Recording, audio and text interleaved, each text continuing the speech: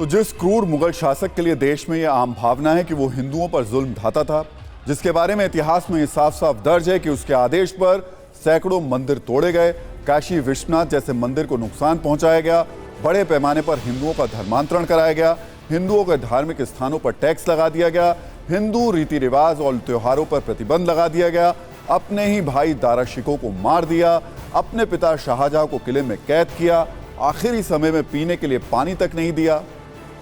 उस औरंगजेब को आदर्श पुरुष के रूप में स्थापित करने की कोशिश होगी तो विवाद होना तो तय है। उसकी तस्वीर लहराकर कोई जश्न मनाएगा, उकसाने वाले नारे लगाएगा तो विवाद होना तय है।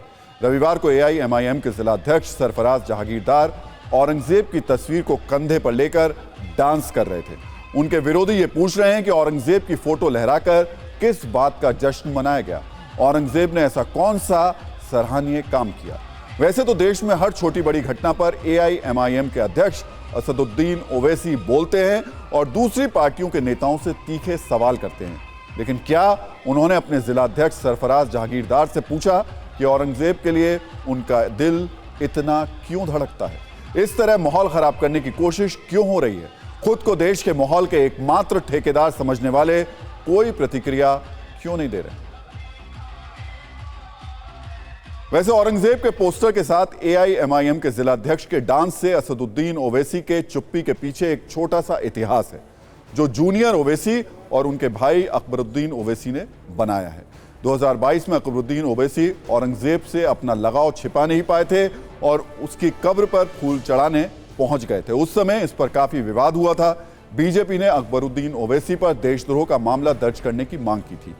AIMIM उनके बचाव में चट्टान की तरह खड़ी थी।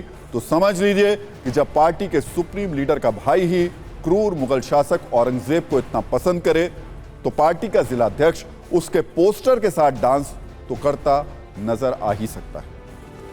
वैसे अच्छी बात यह रही कि उकसाने की इन तमाम कोशिशों के बीच भी औरंगजेब की तस्वीर वाले इस जश्न में किसी तरीके की कोई हिंसा या बड़े हंगामे की बात देखने को नहीं मिली। लेकिन आज अहमदनगर में शिव राज्याभिषेक दिवस के मौके पर हिंदू संगठनों के लव जिहाद के खिलाफ एक मार्च पर पत्थरबाजी हो गई।